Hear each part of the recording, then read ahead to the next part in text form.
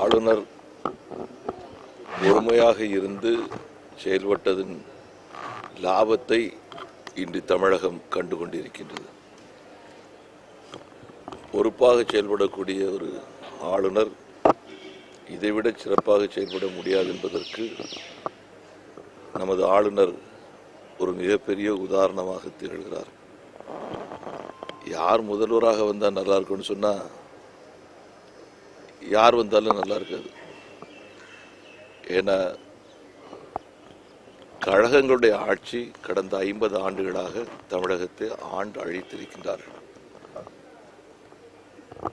அண்ணா திராவிட முன்னேற்ற கழகம் புரட்சித் தலைவர் எம்ஜிஆர் அவர்களால் துவக்கம் பெற்று ஜெயலலிதா அவர்களால் வழிநடத்த பெற்று அந்த அதிமுக இன்னைக்கு முடிஞ்சு போச்சு. திராவிட முன்னேற்ற கழகம்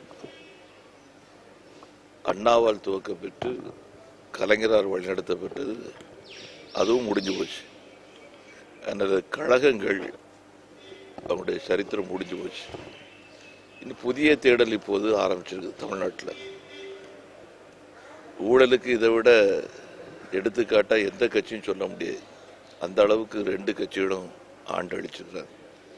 இப்போ இருக்கிறதுல 2 பேரில் யார் வந்தால் நல்லா இருக்கும் அப்படின்னு சொன்னால் தலையெழுத்து அவ்வளோதான். யார் வந்தாலும் அதுதான். பாரதிய ஜனதா கட்சியை பொறுத்த வரைக்கும் வரட்டும் ஆளட்டும். ஆனால் ஒரே ஒரு வேண்டுதல், ஊழலற்ற ஆட்சியை செய்ய முடியும், தமிழ்நாட்டுக்கு நன்மை செய்ய முடியும்ட்டு ஆத்மார்த்தமாக உறுதி போடக்கூடியவங்க மட்டும்தான்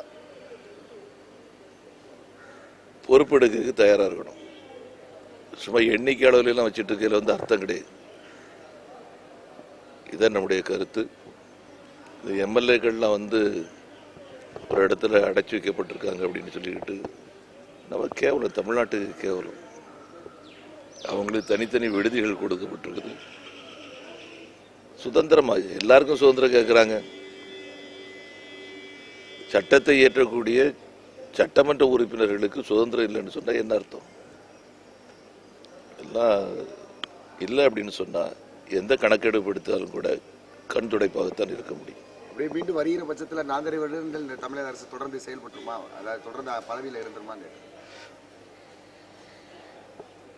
அது இப்போ நம்ம சொல்ல முடியாது. ஏன் அப்படின்னு சொன்னால் எம்எல்ஏக்கள் என்ன முடிவு எடுக்க போகிறாங்கன்னு தெரியல. அப்படி முடிவினுடைய அடிப்படையில் தான் அது இருக்கும். பாரதிய ஜனதா கட்சியை பொறுத்த வரைக்கும் எந்த காரணத்தை கொண்டும் அடுத்த கட்சி விஷயத்தில் தலையிடுவதற்கு தயாராக இல்லை. நம்ம பொறுத்த வரைக்கும் தமிழ்நாட்டில் அடுத்த 4.5 ஆண்டு காலம் ஒரு ஆட்சி தொடர வேண்டும். அது இவருடைய ஆட்சி தான், அவருடைய ஆட்சி தான், அதுக்கு நாம தயார் இல்லை. ஒரு ஆட்சி தொடர வேண்டும். அதிகாரத்தை கைப்பற்றக்கூடிய போட்டி நடந்துகிட்டு இருக்குது. மக்கள் அதிகாரம் இழந்து நிற்கிறார்கள். பன்னீர்செல்வம் ஒன்றும் வானத்திலே இருந்து வந்து இருக்கக்கூடிய பரிசுத்தமான மனிதர் கிடையாது. நீங்கள் சேகர் ரெட்டிக்கு பக்கத்திலே நின்று கொண்டு அவர் திருப்பதியில் மொட்டையடித்து கொண்டு வந்து நின்ற அந்த புகைப்படத்தை எப்படி மறக்க முடியும்? ஜெயலலிதாவும் சசிகலாவும் உடல் முழுக்க நகைகளை அணிந்து கொண்டு நிற்கக்கூடிய ஒரு நிழற்படத்தை எப்படி நம்மால் மறக்க முடியாதோ அதுபோல தான் பன்னீர்செல்வத்தையும் மறக்க முடியாது.